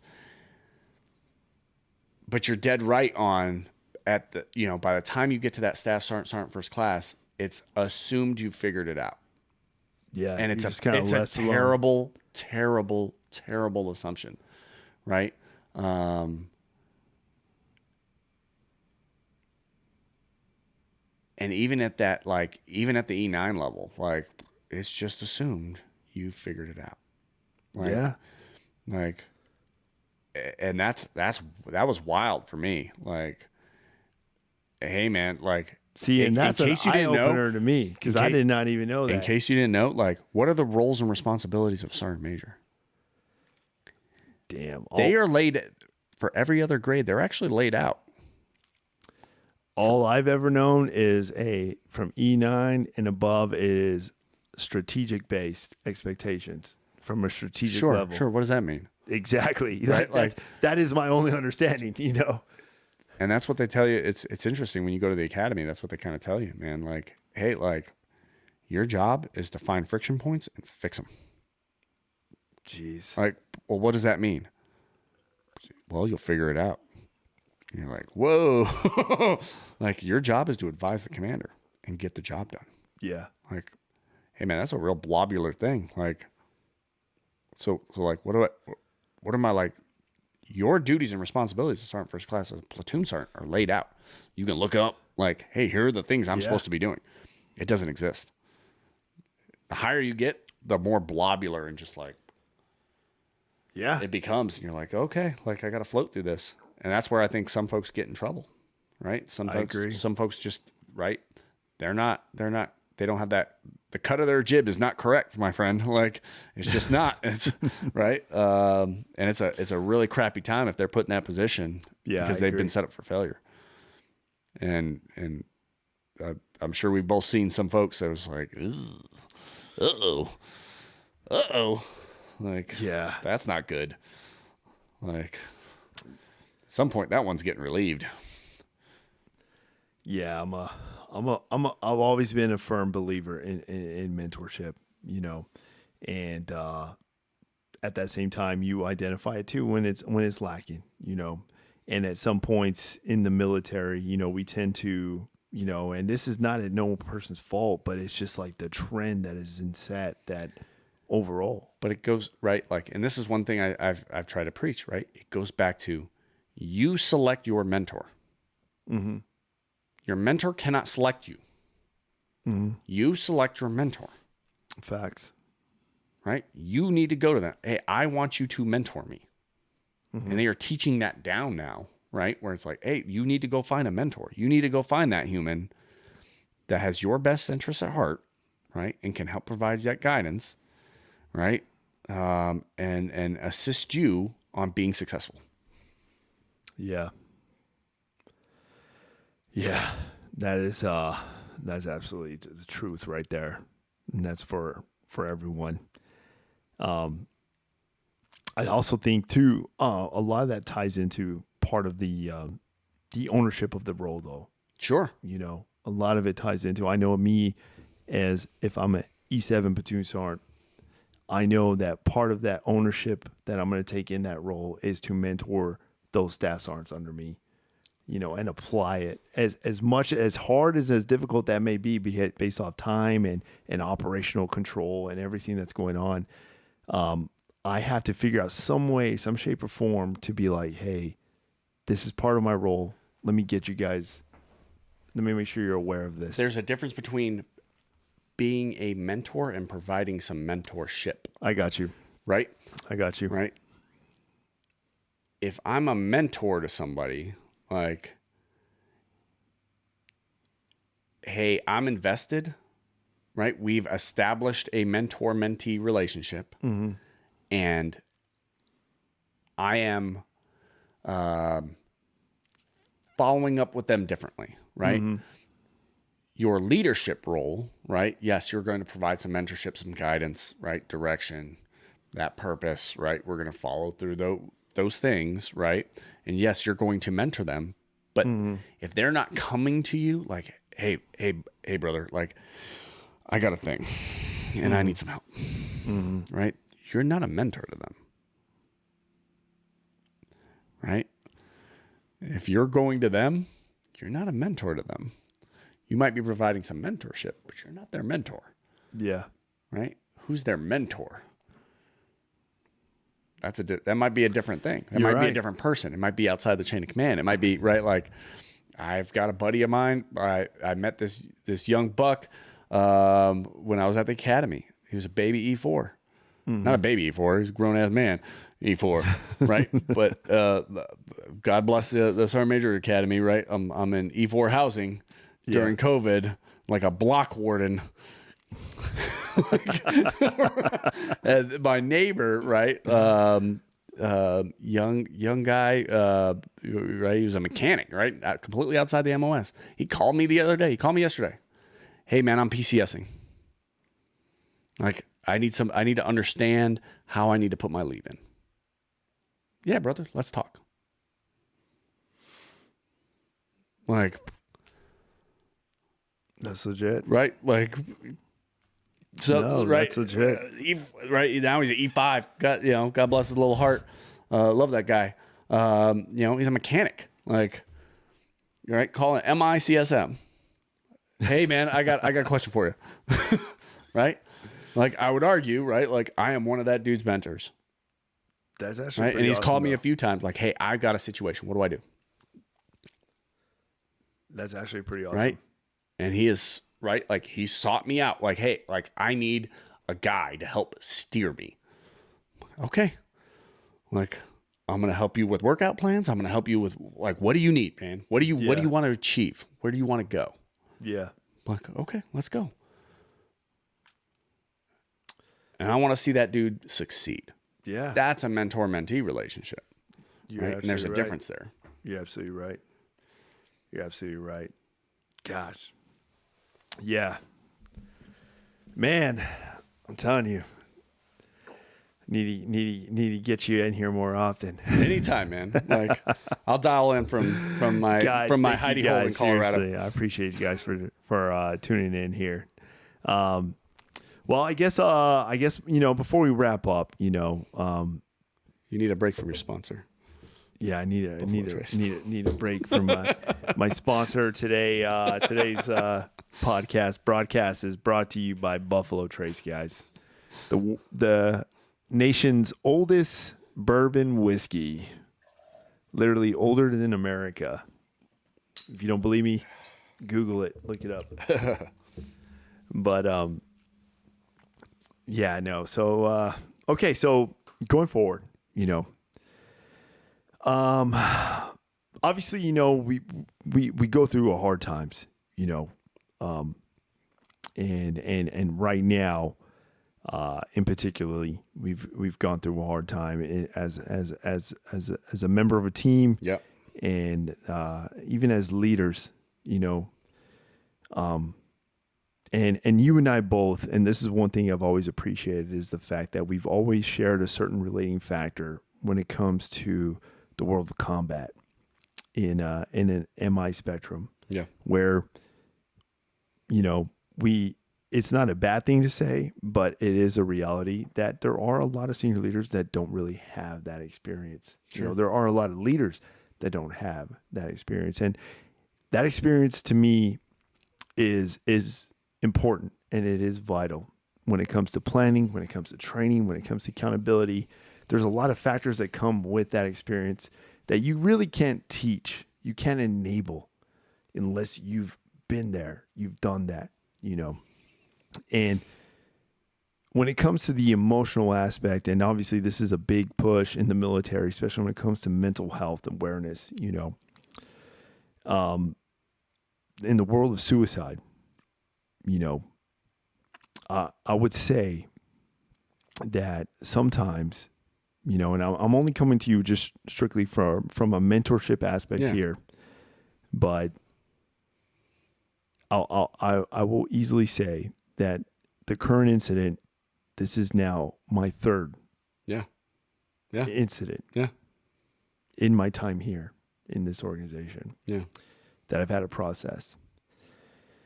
And I do everything I can in my will to be strong, to be firm-footed, be that ear, as you would say, but there is something that I've come to realize in my time that it tends to get thin up top. The higher you get, the thinner it gets. And Unpack that. well, it's more of like, it's like we get back. You're a sergeant first class, you'll figure it out.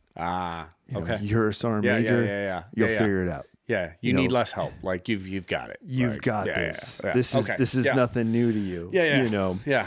You've seen this before. Like you'll be okay. Like I get it. Yeah. And I'm just curious what your thoughts are on that. Because I will say, granted, I am built differently. But I can't speak for everyone else. And it does have an effect. Regardless, there's a piece of you every time. Oh, sure. And that's a harsh reality of being in the military. It's a harsh reality of war. It's a harsh reality of losing a brother or sister, that camaraderie. And that in the end, it does. Every folded flag is a piece of you, at least how I see it. It's a piece, And sometimes I feel like, sometimes it just gets thinner up top, Yeah. And I'm just curious how you would, how you embrace that, how you deal with that, on your front. Yeah. I think having the circle is important. But you're dead right in the higher that you climb, right? The less of those peers, the less humans are around you, right? I can't go. I don't want to say that. It is typically, right, like uncouth for me to go to a first sergeant and ask for help. Right? Like, I don't have that same peer network. Right? I've got like 2 other humans in the brigade. Exactly. Right? Like, because it's embedded in us, the gripes go up, never down. Sure. Right? Like, I think breaking a little bit of that and circling the wagons is very important, right? Like, and I think I've tried to do that with the first sergeants to an extent, but also allowing, right, like that group of humans, right? Like those are your peers. Like I shouldn't be, I'm not one of the boys, right? Like it's like when you make E5, right? Like, and all your little E4 buddies are like, you're like, ah, shit. Oh yeah. Oh man, I'm in charge of these dudes now, right? Like, there's a little bit of that, but it's at a different level, right? Yeah. And so, right, having those humans around you to decompress, to talk, right, and be able to have the conversations is important. You should be able to have those conversations down, right? Like, hey man, I'm hurting too, right? Let's talk about it, right? You should be able to have some of those uncomfortable, like it's uncomfortable, man. Like it just is. You should be able to have those up and down. And then having that peer group, that support network, whether it be family, the church, friends, right? It's hard, right? From a military aspect, if those friends aren't right, military, because there is a lack of understanding there, right? As there would be in anything, right? But it's important to get out and talk to folks. And unfortunately, right, behavioral health and right, mental health, I think we're figuring out that, hey, that's something that we've lacked for a long time because we're just told be resilient. And again, right, generationally, Yeah. it's a big difference. It is. But you look at the suicide rates, right? We were at war for 20 plus years, And I would argue we're still at it. Like there's still folks going out They're still and doing dangerous They're things. still, yep, Right? exactly. Middle East mess. Eastern Europe, right? Like, hey man, like it's rough. And there's still a lot of folks getting outside the wire.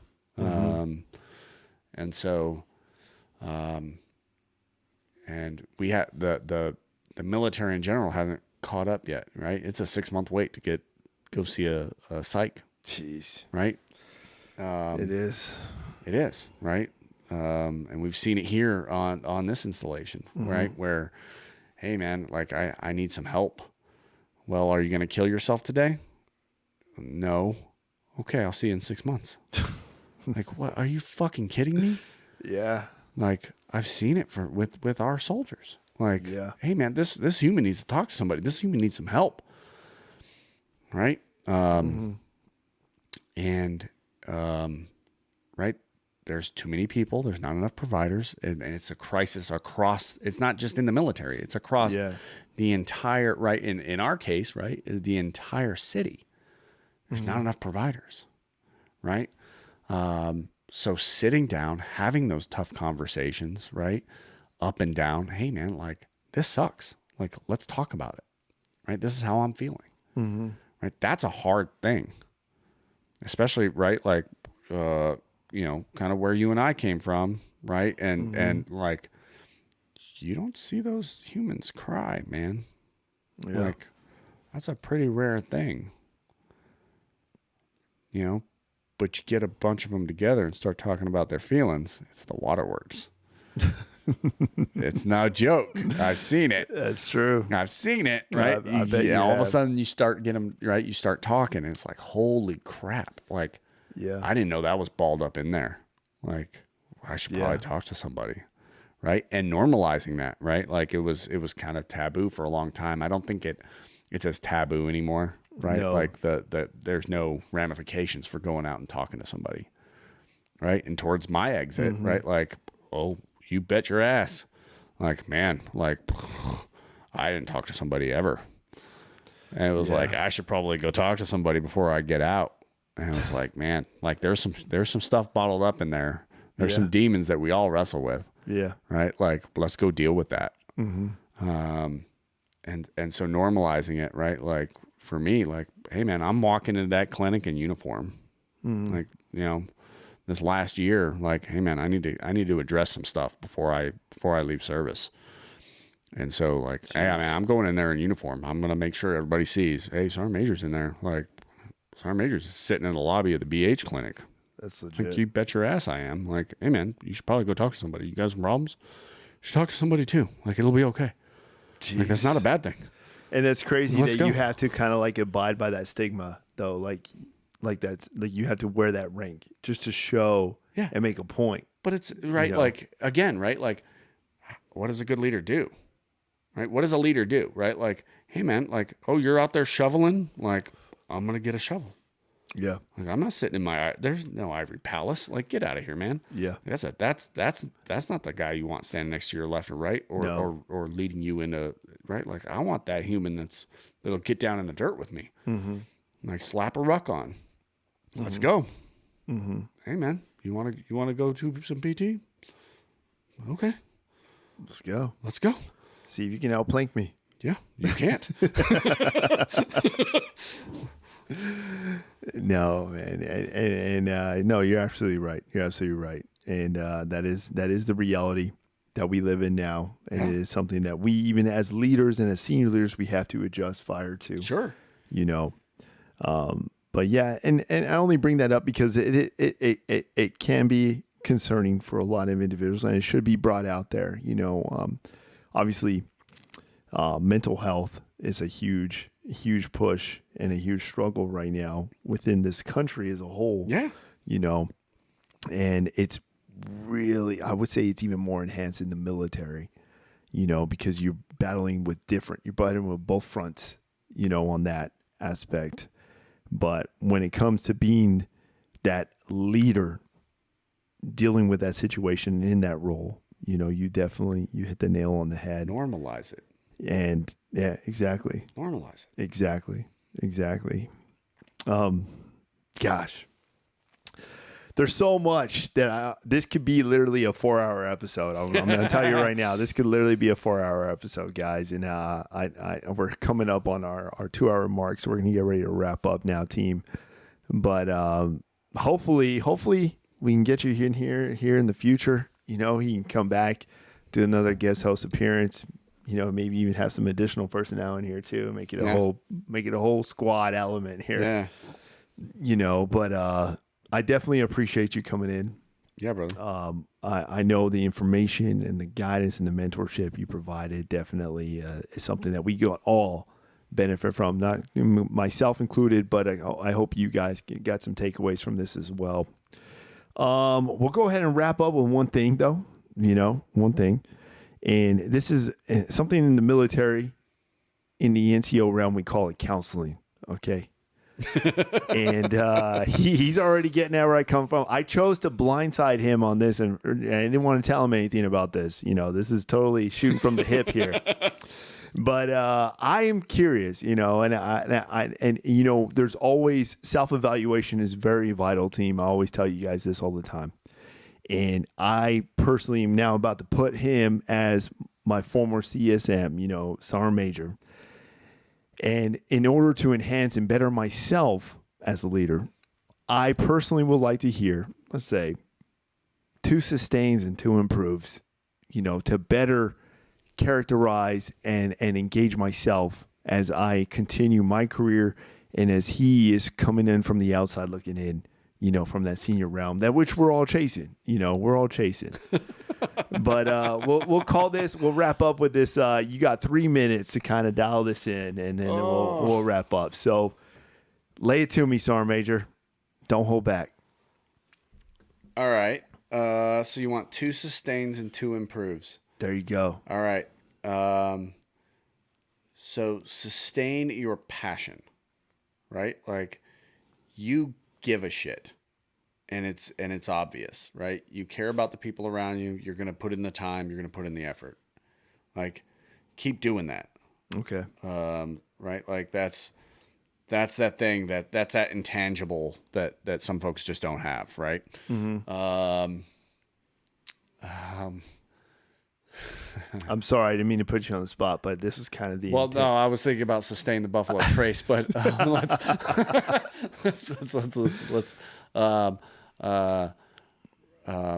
right, sustain the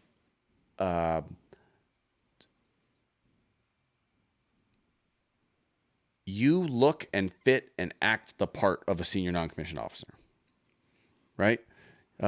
You will get down there with your folks, you will get after it, right? And you will lead from the front, right? And it kind of dovetails a little bit from the passion side, right? Like, yeah, that's it. That's the human that I want, right? Mm-hmm. That's the human that I want leading me. That's the human that, right, as a follower.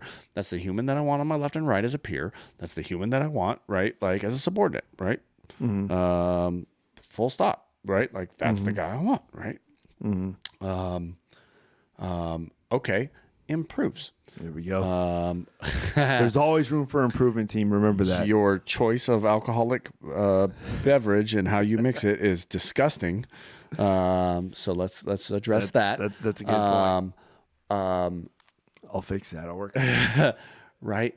Always be looking for, and this comes with, right, like. This comes with time. It comes with experience. It comes with rank. It comes right. Really, that rank is just an experience, right?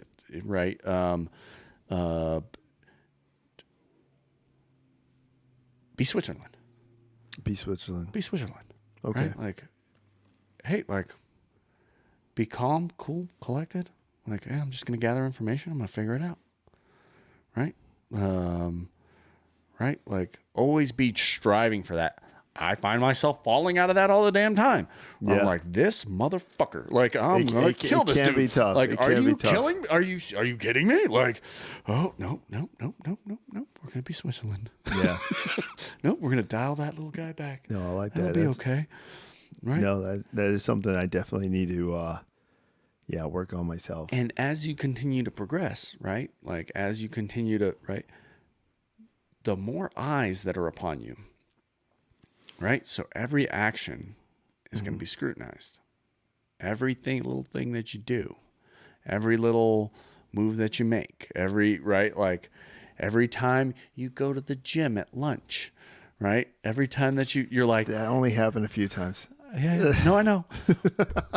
But Joe's bitched about it. Yeah, I heard. I know. I know. 'Cause And I told you. stopped. And I stopped after that. Right. But that's the stopped. thing, right? Like you really, right? Like, especially as you get to that scene, right? Yeah. You're about to put a diamond on. You're about to, right? Like you're about to progress You're right. to that next thing, right? Like everything. They watch everything. Yeah. And you have to understand that and be like, okay, like I know what I'm willing to accept and I know what I'm not. And like, that's okay. Like be able to communicate that, provide the why, right? Like, hey, this is what I'm doing. Like be transparent and clean and clear and always have a smile on your face, man. Like, right? Like I would, and it's, especially if you ever get a star, right? Like, hey, man, I said the same damn thing. Right? You ever get that sergeant major rank on, right? I know what my face looks like, right? Like, I look like a gigantic asshat. No, you don't. To the Joe, I do. They're terrified initially, right? Right? How often would I go through there just complete cheese? Just smile on my face. Yeah. Yeah. Hey. Yeah. Right? Like I'm naturally an introvert. I would never believe I that. know that. Nobody would ever believe that. I know. Like I know when to turn it on, right? That's legit. Like I'm naturally, I moved to the middle of nowhere, Colorado for a reason, right? Like I am out in the middle of nowhere. I don't have neighbors. I can do whatever I want. Like it's great because I can be introverted. But I know I can't be that then, Yeah. right? I can't be that, there's a role to play. Embrace that. That's okay.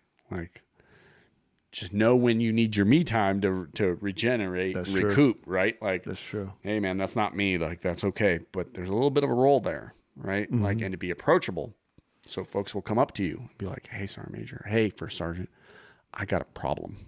Because when they stop doing that, that's when you have a problem.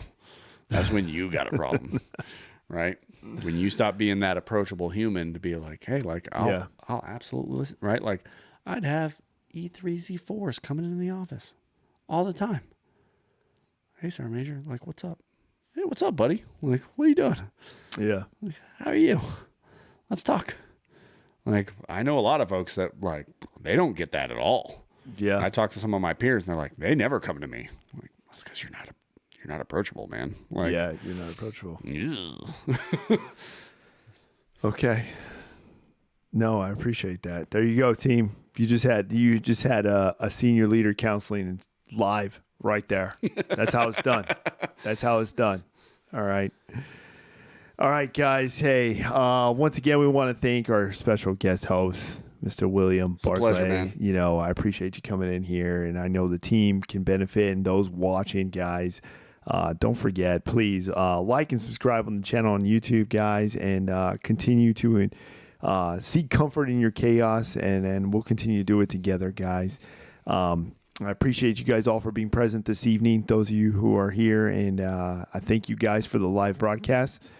And I look forward to our future interactions. And I hope some of the stuff we discussed today, guys, a lot of it can be taken away and applied in your own very role. So I would encourage you, literally everything we discussed today in this episode can be applied literally in your own lifestyle, in your daily lifestyle, whether it be in the workplace, in your family, your relationships.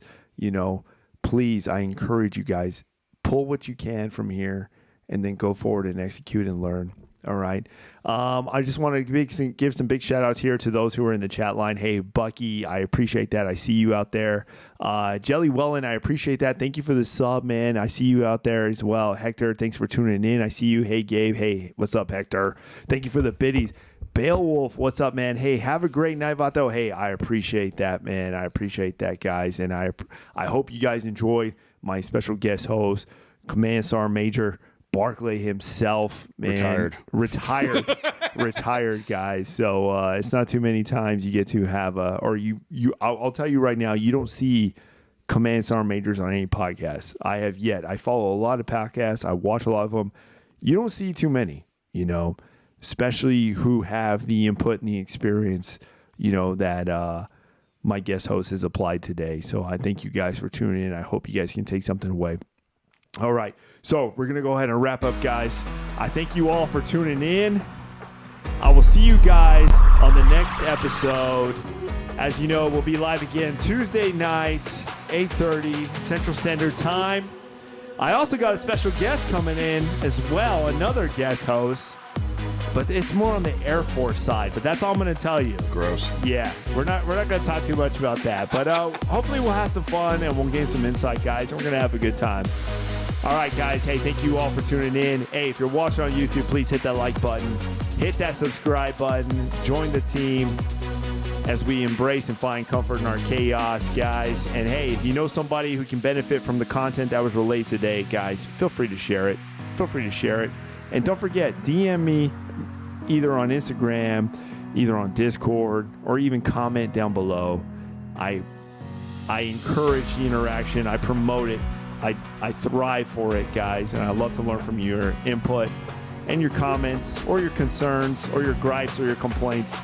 Send it my way, guys. In the end, guys, hey, you already know how I end it.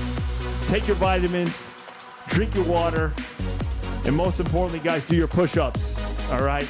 And continue mission, that mission of life, guys. Opportunities and memories, seek them. This is Comfort and Chaos team, out.